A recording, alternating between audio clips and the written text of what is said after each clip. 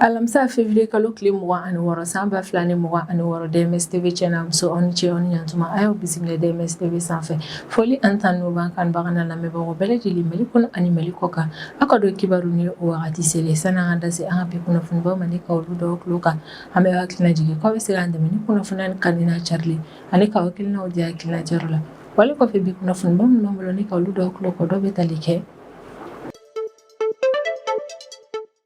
min yɛrɛ kɔni an ka Mali fintigilakaw olu cɛsirilen don fɛrɛ bɛɛ lajɛlen latigɛ la walasa min yɛrɛ kɔni Mali jamana kɔnɔdenw n'u bolofɛ olu ka lakana ka se ka sabati jamana in fantan naani bɛɛ lajɛlen na o hukumu yɛrɛ de kɔnɔna tarata tɛmɛnen février kalo tile 24 san 2026 min yɛrɛ kɔni an ka Mali état-major général des armées ale bɛ bɔ ni ka communiqué min kɔnɔna na état-major b'a da bɛɛ lajɛlen tulo kan k'a fɔ ko tɛnɛ tɛmɛnen février kalo tile 23 san 2026 k'an ka Mali fintigilakaw opération belebeleba dɔ yɛrɛ kɔni kɛ Zantibugu localité la ni yɛrɛ kɔfɔlen bɛ Buguni région kɔnɔna na ko wa ni opération yɛrɛ kɔni kɛra opération ɲumanba ye ka d'a kan ko opération yɛrɛ kɔni senfɛ min ka Mali fintigilakaw k'u sera ka dimijuguba yɛrɛ de kɔni don banbaaci walimaw la ni région kɔfɔlen kɔnɔna na. ko tɛnɛ tɛmɛnen février kalo tile 23 san 2026 su fila nɛgɛ kanɲɛ 3 wagati ko tasuma mɛnɛba dɔ yɛrɛ kɔni kɛra société de gestion de l'énergie de Manantali ni o ye SOGEM yɛrɛ kɔni ko tasuma mɛnɛba dɔ yɛrɛ kɔni kɛra ni mani yɛrɛ kɔni ka poste kɛrɛnkɛrɛnnen dɔ yɛrɛ kɔni na o wale yɛrɛ kɔni kɔfɛ min yɛrɛ kɔni EDMSA directeur yɛrɛ kɔni ale délégation yɛrɛ kɔni wulila ni ka taa ni yɔrɔ kofɔlen na walasa tiɲɛni yɛrɛ kɔni kɛra ni ka se degré min ma ka se ka olu dɔn ale ni ka fɛɛrɛ kɛrɛnkɛrɛnnenw yɛrɛ kɔni latigɛ walasa min yɛrɛ kɔni ni yɔrɔ kofɔlen ye k'ale dilan teliya la ka d'a kan ni yɔrɔ yɛrɛ kɔni ye yɔrɔ ɲumanba ye Mali bolo sabula kɔni bɛ courant yɛrɛ kɔni di Mali jamana kɔnɔna na.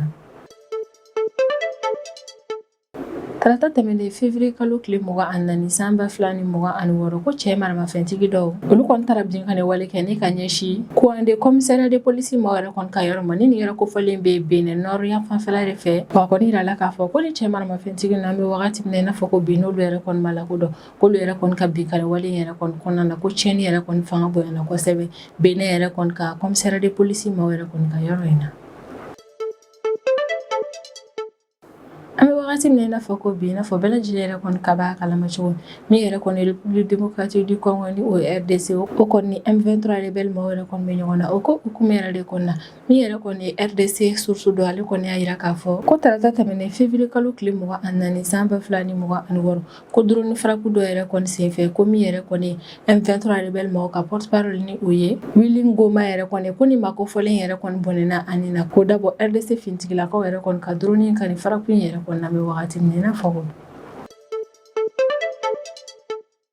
tɛnɛ tɛmɛnen février kalo tile 23 san 2026 Guinée Conakry autorité mɔgɔ yɛrɛ kɔni bɔra ni ka laseli kɛ ko karido février kalo tile 22 san 2026 k'olu kɔni ye Sierra Leone yɛrɛ kɔni ka fintigila ka 16 yɛrɛ kɔni minɛ ni ka ninnu ka kɛlɛkɛminɛ ale n'u ka baarakɛminɛw bɛɛ lajɛlen minɛ u la ka d'a kan ko Sierra Leone yɛrɛ kɔni ka ni kɛlɛkɛcɛ ninnu kun donna Guinée Conakry jamana yɛrɛ kɔni kɔnɔna na o wale yɛrɛ kɔni kɔfɛ min ye Sierra Leone autorité yɛrɛ kɔni olu bɛ bɔ ni ka jaabi kɛ ka ɲɛsin Guinée Conakry mɔgɔw ka ni wale yɛrɛ kɔni ma ni kunnafoni ban de bɛ n bolo kɔrɔ bi an bɛna minnu walawala aw ye bidon kibaru kɔnɔna na.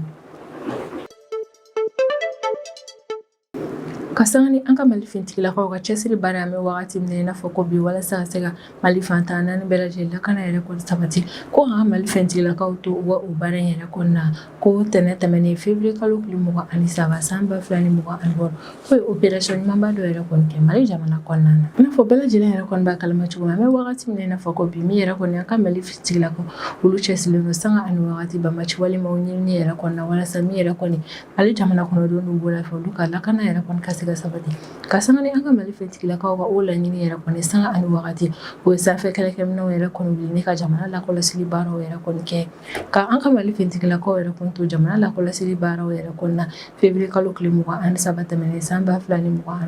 ko ye opération ɲumanba dɔ yɛrɛ kɔni kɛ Buguni région kɔnɔna na ko an ka Mali fintigilakaw ye ni opération min yɛrɛ kɔni kɛ Buguni région yɛrɛ kɔni kɔnɔna na ko opération yɛrɛ kɔni kɛra ni frappe yɛrɛ de kɔni ko opération yɛrɛ kɔni kɛra opération ɲumanba ye ka d'a kan opération yɛrɛ kɔni senfɛ ni min ka Mali fintigilakaw k'u sera ka banbaaci wale maa caman bɔnɛ ani na min fɛnɛ ye banbaaci wale maaw ka kɛlɛkɛminɛn caman ye ko bolo dara o fɛnɛ yɛrɛ kɔni kan ni opération in senfɛ wale min kɛra sababu ni ka dimi juguba yɛrɛ de kɔni don banbaaci wale jɛkulu maaw la ni kunnafoniya yɛrɛ kɔni laseli kɛra an ka Mali état-major général des armées yɛrɛ de kɔni fɛ communiqué min carila tarata tɛmɛnen février kalo tile 24 san 2026 wa communiqué yɛrɛ kɔni kɔnɔna min an ka état-major général des armées ale kɔni y'a yira k'a fɔ ko opération yɛrɛ kɔni kɛra an ka sanfɛ kɛlɛkɛminɛnw yɛrɛ de kɔni fɛ ni o kɛra kɛrɛkɛrɛnnenya ni faraku yɛrɛ kɔni ye wa état-major kɔni y'a yira k'a fɔ ko opération yɛrɛ kɔni senfɛ ko min yɛrɛ kɔni an ka Mali fintigilakaw ka sanfɛ kɛlɛkɛminɛnw ye k'o ye tiɲɛniba yɛrɛ de kɔni don banbaaci wale maaw yɛrɛ kɔni kunna Zantibugu localité yɛrɛ kɔni na ko opération yɛrɛ kɔni kɛra cogo min ale ni jaabi ɲuman min yɛrɛ kɔni bɔra la o y'a yira Mali jamana kɔnɔden bɛɛ lajɛlen na k'a fɔ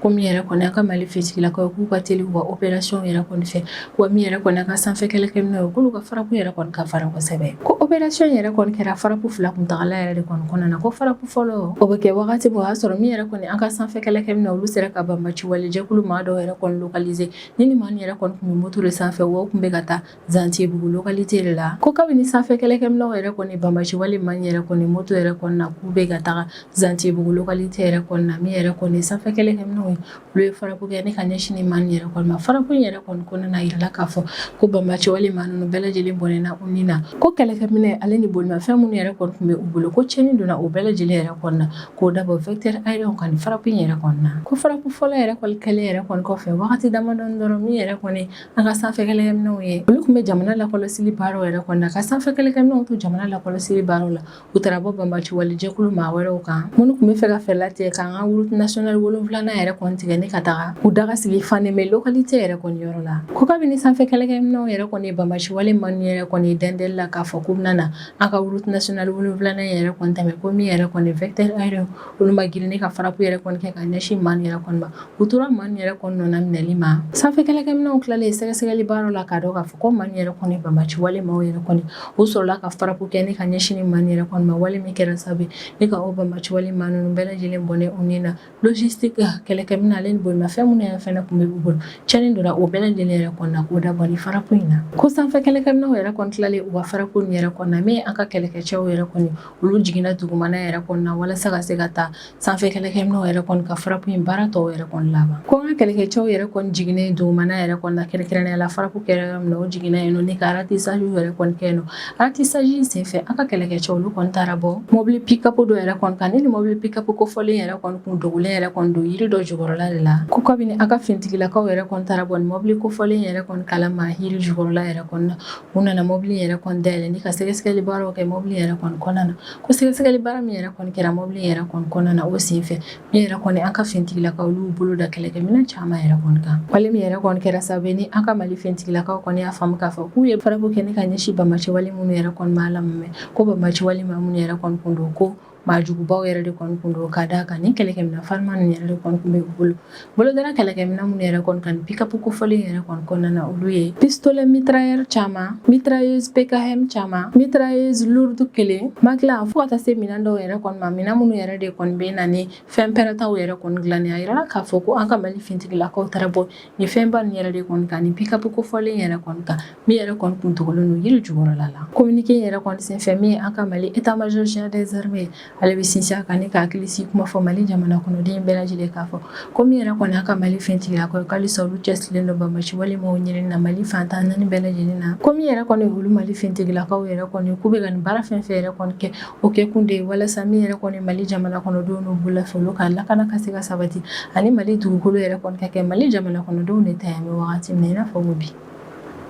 ko tɛnɛ tɛmɛnen février kalo tile 3 san 2026 sufɛla nɛgɛ kanɲɛ 3 wagati ko min yɛrɛ kɔni tasuma mɛnɛba dɔ ye o kɔni kɛra société de gestion de l'énergie de Manantali ni o ye CGM maaw yɛrɛ kɔni ko tasuma mɛnɛ yɛrɛ kɔni kɛra ni ma kofɔlen yɛrɛ kɔni ka bɔsi kɛrɛnkɛrɛnnen dɔ yɛrɛ kɔni na k'ali n'a sɔrɔ nin tasuma mɛnɛ yɛrɛ kɔni na maa si ma bɔnɛ ani na wa maa si yɛrɛ kɔni ma joyi nka yirala k'a fɔ ko tiɲɛni donna minɛn minnu yɛrɛ kɔni na o kɔni fanga bonyana kosɛbɛ ko wa tiɲɛni donna minɛn minnu yɛrɛ kɔni na nafaba yɛrɛ kɔni bɛ olu la an ka Mali jamana kɔnɔna na ka d'a kan o minɛn yɛrɛ de kɔni bɛ kuran samali baaraw kɛ ni ka nafa ka Mali jamana kɔnɔna na ko kabini alerte yɛrɛ kɔni carila ne ka yira k'a fɔ ko min yɛrɛ kɔni ye tasuma mɛnɛ ye k'o kɔni bɛ ka kɛ nin yɔrɔ kofɔlen yɛrɛ kɔnɔna ko min yɛrɛ kɔni EDMSA ka équipe technique ye olu bɛɛ lajɛlen yɛrɛ kɔni wulila joona ne ka taa yɔrɔ in yɛrɛ kɔnɔna ko wa maa min yɛrɛ kɔni taalen yɔrɔ in yɛrɛ kɔnɔna o kun accompagné ne yɛrɛ kɔni kun don EDM yɛrɛ kɔni directeur fɛ ni o ye commandant Madani Daravi yɛrɛ kɔni ko ni maa min yɛrɛ kɔni utiliya ne ka taa yɔrɔ kofɔlen yɛrɛ kɔnɔna walasa cɛnni min yɛrɛ kɔni donna yɔrɔ in na k'o dabɔ tasuma mɛnɛ na ka se ka o dɔn ale ni ka opération de secours yɛrɛ kɔni sigi sen kan walasa ka se ka fɛrɛlatigɛ min yɛrɛ kɔni tasuma in ye ka o faga joona yani cɛnni yɛrɛ kɔni fanga kana na bonya ko tasuma mɛnɛ yɛrɛ kɔni kɛra kɛrɛnkɛrɛnnenya la poste in yɛrɛ kɔni nimayɔrɔba yɛrɛ de kɔnɔna EDM directeur général ni o ye commandant Madani Daravi yɛrɛ kɔni ale ka kumaw kɔnɔna na a y'a yira k'a fɔ ko nin don kofɔlen sufɛla nɛgɛ kanɲɛ 3 wagati yɛrɛ de kɔni ko welekan yɛrɛ kɔni sera olu ma ni k'a da olu kulo kan k'a fɔ ko min yɛrɛ kɔni ye tasuma ye ko kɔni mɛnɛna SEMAF maaw yɛrɛ kɔni ka transformateur numéro fɔlɔ yɛrɛ kɔni na ni SOMAF ale kɔni ye société technique min yɛrɛ kɔni ka baara yɛrɛ kɔni bɛnnen don SEMAF maaw yɛrɛ kɔni ka infrastructure baaraw kɛli ma commandant Madani Daravi yɛrɛ kɔni ka kɔrɔfɔla ko nin tasuma mɛnɛ min yɛrɛ kɔni kɛra a ma to kɔlɔlɔ ta ye ko tasuma mɛnɛ yɛrɛ kɔni kɛra sababu ni ka cɛnni yɛrɛ kɔni don salle de commande 2 yɛrɛ de kɔni na ni kelen o ye SEMAF maaw ka salle de commande ye filanan ye o kɔni ye EDMSA maaw yɛrɛ kɔni ka salle technique dɔ yɛrɛ kɔni hali n'a sɔrɔ nin tasuma mɛnɛ min yɛrɛ kɔni kɛra n'a ye cɛnni caman yɛrɛ kɔni don an ka kuranko maaw yɛrɛ kɔni ka baarakɛminɛnw yɛrɛ kɔnɔna n'a taw ta min yɛrɛ kɔni EDMSA directeur ni o ye commandant Madani Daravi yɛrɛ kɔni o n'a taw ta ale bɛ hakilisigi kuma yɛrɛ kɔni fɔ a y'a yira k'a fɔ ko nin tasuma mɛnɛ min yɛrɛ kɔni kɛra kan bɛ wagati min na i n'a fɔ ko bi olu ka laɲiniba fɔlɔ o de ye ka fɛɛrɛ latigɛ nin tasuma mɛnɛ min yɛrɛ kɔni kɛra nin kuranso in yɛrɛ kɔni na fɛɛrɛ ka se ka latigɛ ko in yɛrɛ kɔni kana na kɔlɔlɔ se du ale ni usine maaw yɛrɛ kɔni ma ko ni ko in yɛrɛ kɔni ta ni k'a lajɛ bakurubaya la yɛrɛ kɔni kan bɛ wagati min na i n'a fɔ ko bi ko basigi yɛrɛ kɔni donna la fɔlɔ ko min yɛrɛ kɔni ale commandant Madani Daravi ko ale ni a ka équipe o bɛ ka fɛɛrɛ bɛɛ sigi sen kan walasa cɛnni yɛrɛ kɔni sera fo ka se degré min yɛrɛ kɔni ma ka se ka o bɛɛ lajɛlen dɔn ale ni ka se ka fɛɛrɛ latigɛ yɛrɛ kɔni ni ka solution dɔw yɛrɛ kɔni sɔrɔ walasa min yɛrɛ kɔni kurantigɛ o kɔni kana na kɛ an ka Mali jamana kɔnɔna na k'o dabɔ tasuma mɛnɛni yɛrɛ kɔnɔna ni yɔrɔ ninnu na commandant Madani Daravi ka kumaw yɛrɛ kɔni kɔnɔna na a b'a yira k'a fɔ k'a bɛ jamana kɔnɔdenw yɛrɛ kɔni fɔ kosɛbɛ u ka faamuya ko ɲuman yɛrɛ kɔni na ka sanga ni kasara in ye wa a bɛ hakilisigi kuma fɔ k'an bɛ wagati min na i n'a fɔ ko bi ko min yɛrɛ kɔni ye technicien yɛrɛ kɔni k'olu bɛ baara la su fara tile yɛrɛ kɔni kan walasa min yɛrɛ kɔni ye centrale in yɛrɛ kɔni ale ka baara daminɛ teliya la wale min bɛ kɛ sababu ye ni circuit de contrôle yɛrɛ kɔni o fɛnɛ bɛna na baara daminɛ ni o bɛna kɛ sababu ni ka courant di fan bɛɛ yɛrɛ kɔni na an kɔni bɛ wagati min na i n'a fɔ ko bi min yɛrɛ kɔni EDMSA directeur yɛrɛ kɔni ale kɔni hakilisigi kuma fɔ k'a yira k'a fɔ k'ale n'a sɔrɔ cɛnni barika yɛrɛ kɔni bonyana k'u bɛna fɛɛrɛ bɛɛ lajɛlen latigɛ walasa min yɛrɛ kɔni ye courant ko ye halisa basigi ka se ka don u la jamana in kɔnɔna na sisan an bɛ tɛmɛ n'an ka jamana kɔfɛ kibaruyaw ye o kɔnɔna na an bɛ taa Benin jamana kɔnɔna na ko min yɛrɛ kɔni ye Coin de Ville ni nin yɛrɛ kofɔlen yɛrɛ kɔni bɛ Benin nɔrɔ yan fanfɛla yɛrɛ kɔnɔna a yɛrɛ la k'a fɔ ko basigi min yɛrɛ kɔni tun bɛ nin ville kofɔlen yɛrɛ kɔni kɔnɔna na ko tiɲɛni yɛrɛ kɔni donna o basigi yɛrɛ kɔnɔna tarata tɛmɛnen février kalo tile 24 san 2026 sɔgɔmadafɛla yɛrɛ kɔni fɛ ko tiɲɛni yɛrɛ kɔni min donna Coin de Ville yɛrɛ kɔni maaw ka basigi yɛrɛ kɔni na ko tiɲɛni baara in yɛrɛ kɔni kɛra maa maramafɛntigi dɔw yɛrɛ kɔni fɛ mun yɛrɛ kɔni ma lakodɔn an bɛ wagati min na i n'a fɔ ko bi ni maa maramafɛntigi nin yɛrɛ kɔni taara nin yɔrɔ kofɔlen na ni ka binkani wale yɛrɛ de kɔni kɛ yen nɔ a yɛrɛ la k'a fɔ ko maa maramafɛntigi mun yɛrɛ kɔni nana nin ville kofɔlen kɔnɔna na ni k'u ka binkani wale yɛrɛ kɔni kɛ yen nɔ k'u y'u ka binkani wale yɛrɛ kɔni kɛ ni ka ɲɛsin kɛrɛnkɛrɛnnenya la Coin de commissariat local yɛrɛ de kɔni ma ko wa attaque yɛrɛ kɔni ma to kɔlɔlɔ tɛ ka d'a kan a kɛra sababu ye ni ka na ni tiɲɛni caman yɛrɛ de kɔni ye commissariat kofɔlen yɛrɛ kɔni na ko maa maramafɛntigi minnu yɛrɛ kɔni taara u ka binkani wale yɛrɛ kɔni kɛ nin yɔrɔ kofɔlen yɛrɛ kɔni na k'u ye binkani wale yɛrɛ kɔni kɛ wagati kuntagala min kɔnɔna na k'o kun kɛrɛnkɛrɛnnen yɛrɛ kɔni don kosɛbɛ a yɛrɛ la k'a fɔ ko attaque yɛrɛ kɔni daminɛna nin don kofɔlen sɔgɔmadafɛla nɛgɛ kanɲɛ 6 ka sanga ni miniti 50 yɛrɛ kɔni ko attaque yɛrɛ kɔni banna o sɔgɔmada kelen nɛgɛ kanɲɛ 7 ka sanga ni miniti 25 yɛrɛ de kɔni attaque yɛrɛ kɔni kɔfɛ Benin yɛrɛ kɔni ka kunnafonidiso maaw yɛrɛ kɔni ka kunnafoniyaw la o y'a yira k'a fɔ ko maa maramafɛntigi minnu yɛrɛ kɔni nana u ka ni attaque yɛrɛ kɔni kɛ k'u ye tasuma yɛrɛ kɔni mɛnɛ ka bila Benin yɛrɛ kɔni ka police républicaine maaw yɛrɛ kɔni ka bâtiment kɔrɔ dɔ yɛrɛ kɔni na an kɔni bɛ wagati min na i n'a fɔ ko Benin attaque yɛrɛ kɔni ko la min yɛrɛ kɔni Benin autorité maaw yɛrɛ kɔni olu ma laseli foyi yɛrɛ kɔni kɛ laseli min yɛrɛ kɔni na o y'a yira k'a fɔ k'u ka maani tora ni attaque in na wa u ma kunnafoniya foyi yɛrɛ kɔni cari kunnafoniya min yɛrɛ kɔni na u b'a fɔ maaw yɛrɛ kɔni ye b'an maramafɛntigi kɛrɛnkɛrɛnnen minnu yɛrɛ kɔni ni attaque in yɛrɛ kɔni kɛ u m'o si yɛrɛ kɔni da maa si kulo kan fɔlɔ a yirala k'a fɔ ko cɛ maramafɛntigi minnu yɛrɛ kɔni ni binkani wale in yɛrɛ kɔni kɛ ko cɛ maramafɛntigi nin yɛrɛ kɔni nana sira la sira min yɛrɛ kɔni bɛ Guelmaro localité yɛrɛ de kɔni na ko a maa nin yɛrɛ kɔni tilalen u ka walejugu yɛrɛ kɔni na k'u bolila kɛrɛnkɛrɛnnenya la ni k'u kunda Segu Guru localité fanfɛla yɛrɛ de kɔni kan ko ni binkani wale in yɛrɛ kɔni ko jaabi yɛrɛ kɔni na min yɛrɛ kɔni Benin autorité maaw yɛrɛ kɔni olu ye Benin lakana tigilamaaw yɛrɛ kɔni wuli teliya yɛrɛ kɔni na walasa ka se ka taa yɔrɔ in yɛrɛ kɔni lakana sabati ko min yɛrɛ kɔni opération de ratissage yɛrɛ kɔni kalisa o bɛ sen na nin zone kofɔlen in kɔnɔna na walasa maa minnu yɛrɛ kɔni ni walejugu in yɛrɛ kɔni kɛ ka boloda olu kan ale ni yɔrɔ kofɔlen yɛrɛ kɔni k'a fan bɛɛ lajɛlen yɛrɛ kɔni lakana sabati walasa nin ɲɔgɔnna attaque yɛrɛ kɔni kana na kɛ yen nɔ bilen an kɔni bɛ wagati min na i n'a fɔ ko bi min yɛrɛ kɔni Benin autorité maaw ye olu ma bɔ ni ka communiqué officiel foyi yɛrɛ kɔni kɛ ni ka ɲɛsin nin ko in yɛrɛ kɔni ma an bɛ ka nin kunnafoniya fɛn fɛn yɛrɛ kɔni fɔ nin bɛɛ lajɛlen yɛrɛ kɔni bɔra Benin kunnafonidiso maaw yɛrɛ kɔni na ni olu yɛrɛ de kɔni bɛ ka attaque yɛrɛ kɔni kɔtigiw yɛrɛ kɔni ɲɛfɔ min yɛrɛ kɔni République démocratique du Congo maaw yɛrɛ kɔni olu ka susu maa dɔ kɔni ye laseli kɛ ko tarata tɛmɛnen février kalo tile 24 san 2026 ko drone frappe dɔw yɛrɛ kɔni senfɛ ko min yɛrɛ kɔni M23 rebelle maaw yɛrɛ kɔni ka porte parole ye ni o ye Willy Ngoma yɛrɛ kɔni ko ni maa kofɔlen yɛrɛ kɔni fagara k'o da yɛrɛ kɔni bɔ République démocratique du Congo fintigilakaw yɛrɛ kɔni ka drone frappe dɔ yɛrɛ kɔni senfɛ ni o kɛra RDC Essia fanfɛla yɛrɛ de kɔni na RDC fintigilakaw yɛrɛ kɔni bɛ M23 rebelle maaw yɛrɛ kɔni ka porte parole yɛrɛ kɔni faga wagati dɔ la o y'a sɔrɔ min yɛrɛ kɔni ye médiation yɛrɛ kɔni o bɛ ka kɛ RDC ale ni M23 rebelle maaw ni ɲɔgɔn cɛ la walasa min yɛrɛ kɔni ye cessez-le-feu u ka tɛmɛ maa fila ninnu ni ɲɔgɔn cɛla la min yɛrɛ kɔni M23 rebelle maaw yɛrɛ kɔni ni an bɛ wagati min na i n'a fɔ ko bi min yɛrɛ kɔni États-Unis ale bɛ ka olu accuser k'a yira k'a fɔ ko ni rebelle jɛkulu man yɛrɛ kɔni jukɔrɔmalen don Rwanda jamana de fɛ wa an bɛ wagati min na i n'a fɔ ko bi RDC jamana yɛrɛ kɔni kɔnɔna na Nord Kivu ale ni Sud Kivu yɛrɛ kɔni province caman yɛrɛ kɔni contrôle yɛrɛ kɔni bɛ M23 rebelle maaw de bolo wa yirala k'a fɔ ko don kofɔlen min yɛrɛ kɔni na min yɛrɛ kɔni ye RDC fintigilakaw ye k'olu ye M23 rebelle maaw kan porte parole yɛrɛ kɔni faga k'o kɛra attaque yɛrɛ kɔni na attaque min kɛra Rubaya localité fanfɛla la ni nin yɛrɛ kofɔlen yɛrɛ kɔni bɛ Nord Kivu province de kɔnɔna na ko frappe yɛrɛ kɔni kɛra kɛrɛnkɛrɛnnenya la RDC yɛrɛ kɔni ka sufɛla nɛgɛ kanɲɛ 3 wagati de an kɔni bɛ wagati min na i n'a fɔ ko bi min yɛrɛ kɔni RDC autorité yɛrɛ kɔni olu ma bɔ ni ka kuma M23 rebelle maaw yɛrɛ kɔni kan porte parole yɛrɛ kɔni ka fagali ko yɛrɛ kɔni na min yɛrɛ kɔni RDC surtout dɔw olu yɛrɛ de kɔni b'u dogo ni ka ni kunnafoniya yɛrɛ kɔni da jamana kunnafonidiso maaw yɛrɛ kɔni kulo kan walasa olu ka se k'a cari bɛɛ lajɛlen yɛrɛ kɔni k'a mɛn an bɛ wagati min na i n'a fɔ ko bi min yɛrɛ kɔni RDC ale ni M23 rebelle maaw yɛrɛ kɔni a bɛ n'a fɔ olu ka kɛlɛ yɛrɛ kɔni nana daminɛ tuguni ka d'a kan nin wagati yɛrɛ kɔni kɔnɔna na an bɛ ka jateminɛ k'a fɔ ko min yɛrɛ kɔni RDC fintigilakaw ye k'olu b'u ka opération yɛrɛ kɔni caya kosɛbɛ wa ko in yɛrɛ kɔni bɛ kɛ wagati dɔ la o y'a sɔrɔ fɛɛrɛ bɛ ka latigɛ walasa min yɛrɛ kɔni RDC ale ni M23 maaw yɛrɛ kɔni olu ka se ka ɲɛ ko yɛrɛ kɔni na u ka nin fɔ ɲɔgɔn kɔ in na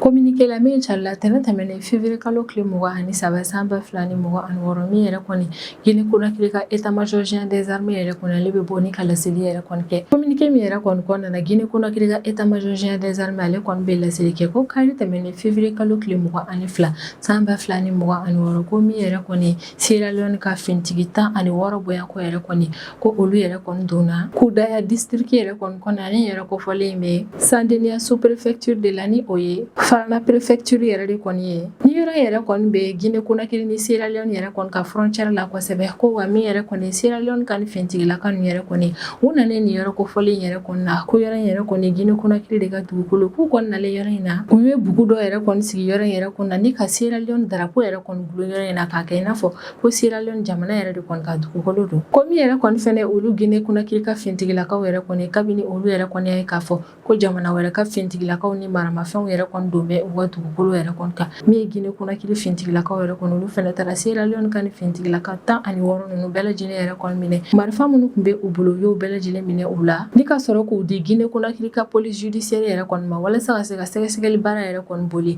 ni fintigilaka 16 ninnu yɛrɛ kɔni kan ni yɛrɛ kɔni Guinée Conakry ka état-major géant des armées yɛrɛ kɔni ale ka kumaw kɔnɔna na a bɛ foliba kɛ ni ka ɲɛsin a ka cɛdenw yɛrɛ kɔni ma ka d'a kan k'u ka baara yɛrɛ kɔni ye min ye u ye o dɔn wa u bɛ ka fɛɛrɛ bɛɛ lajɛlen latigɛ min yɛrɛ kɔni Guinée Conakry fantana ni bɛɛ lajɛlen ka o yɔrɔ in lakana wa b'a laɲini a ka jamana fintigilakaw yɛrɛ kɔni fɛ k'alisa u b'u ka jateminɛw yɛrɛ kɔni caya walasa Guinée Conakry fantana ni bɛɛ lajɛlen lakana ka se ka sabati nka ɲani Guinée Conakry maaw yɛrɛ kɔni ka bɔ ni k'u ka laseli yɛrɛ kɔni kɛ min yɛrɛ kɔni ye Sierra Leone autorité maaw yɛrɛ kɔni olu bɔra ni ka laseli kɛ ko tɛnɛ tɛmɛnen février kalo tile 23 san 2026 ko min yɛrɛ kɔni Guinée Conakry ka fintigilakaw yɛrɛ kɔni k'olu yɛrɛ de kɔni donna olu Sierra Leone ka jamana kɔnɔna ni ka ta kɛnɛkɛrɛnnenya la kale yɛrɛ localité yɛrɛ kɔnɔna ni yɛrɛ kofɔlen bɛ Falaba district yɛrɛ de kɔni kɔnɔna na Sierra Leone maaw yɛrɛ kɔni ka kɔrɔfɔla ko Guinée Conakry maaw filɛ ni ka u bolo da olu ka fintigilaka 16 minnu yɛrɛ kɔni ka k'olu Sierra Leone ka ni fintigilaka ninnu yɛrɛ kɔni kun bɛ ni localité kofɔlen yɛrɛ kɔnɔ u kun bɛ ka poste dɔw yɛrɛ kɔni jɔli baaraw yɛrɛ de kɔni kɛ Guinée ale ni Sierra Leone yɛrɛ kɔni ka frontière yɛrɛ kɔni na ko min yɛrɛ kɔni ye Guinée Conakry ka fintigilakaw k'olu de donna olu Sierra Leone yɛrɛ kɔni ka jamana kɔnɔna na ko Sierra Leone fintigilakaw ma se Guinée Conakry ka jamana kɔnɔna na cogoya si la nka Sierra Leone autorité maaw yɛrɛ kɔni y'a yira k'a fɔ k'an bɛ wagati min na i n'a fɔ ko bi k'olu ye maa dɔw yɛrɛ kɔni wuli walasa ka se ka taa kumaɲɔgɔnya tɛmɛ o ni Guinée Conakry autorité maaw ni ɲɔgɔn cɛ la togo min yɛrɛ kɔni olu Sierra Leone ka fintigilaka 16 ninnu ye olu ka bila teliya yɛrɛ kɔnɔ wa u ka bila ka sɔrɔ condition foyi yɛrɛ kɔni ma ye ko in na an kɔni bɛ wagati min na i n'a fɔ ko bi min yɛrɛ kɔni ye Guinée Conakry ale ni Sierra Leone yɛrɛ kɔni jamana fila ni bɛɛ lajɛlen yɛrɛ kɔni sɔnna ma k'a fɔ ko min yɛrɛ kɔni Guinée Conakry ka fintigilakaw ye k'olu Sierra Leone yɛrɛ kɔni ka fintigilaka 16 yɛrɛ kɔni minɛ nka an kɔni bɛ wagati min na i n'a fɔ ko bi jamana fila ni yɛrɛ kɔni tɛ ka bɛn ko min yɛrɛ kɔni ka o de ye ko minɛli kɛra don min ma ɲa o ko yɛrɛ kɔni ka ko maa min yɛrɛ kɔni de ye binkani kɛ ne ka ɲɛsin maa min yɛrɛ kɔni ma bɛɛ ma kɛ o fɛnɛ yɛrɛ kɔni ka hali ni minɛli yɛrɛ kɔni kɛra don min u tɛ ka ɲa o ko yɛrɛ kɔni na ka d'a kan min yɛrɛ kɔni Guinée Conakry autorité ma olu de y'a yira k'a fɔ ko Sierra Leone ka fintigilakaw de donna olu ka dugukolo yɛrɛ kɔni kan nka Sierra Leone autorité kɔni fɛnɛ bɛ ka yira k'a fɔ ko min yɛrɛ kɔni olu Sierra Leone ka fintigilakaw ye k'u ma don Guinée Conakry jamana yɛrɛ kɔni kɔnɔna na ko Guinée ka fintigilakaw taara olu ka fintigilakaw minɛ fo olu ka Sierra Leone jamana yɛrɛ kɔni kɔnɔna na nka an kɔni bɛ wagati min na i n'a fɔ ko bi jamana fila ni yɛrɛ kɔni bɛ kumaɲɔgɔnya la u ni ɲɔgɔn cɛ la walasa ka se ka fɛɛrɛ yɛrɛ kɔni latigɛ ka se ka bɛnkan yɛrɛ kɔni sɔrɔ ni fɔɲɔgɔnkɔ in na cogo min yɛrɛ kɔni Sierra Leone ka fintigilakaw olu bɛ se ka labila Guinée Conakry autorité maaw fɛ cogo min ni ne bɛ dan sigi an ka bidon kibaru la an b'an kanubaga n'a lamɛnbagaw bɛɛ lajɛlen fo Mali kɔnɔ ani Mali kɔ kan an bɛ hakilina jigin k'aw bɛ se k'an dɛmɛ ni kunnafoniya ni kanni n'a carili ani k'aw hakilinaw di hakilina jɔyɔrɔ la wale kɔfɛ an b'a fɔ a ɲɛna ko aw k'an bɛn a ɲɔgɔnna wɛrɛ ma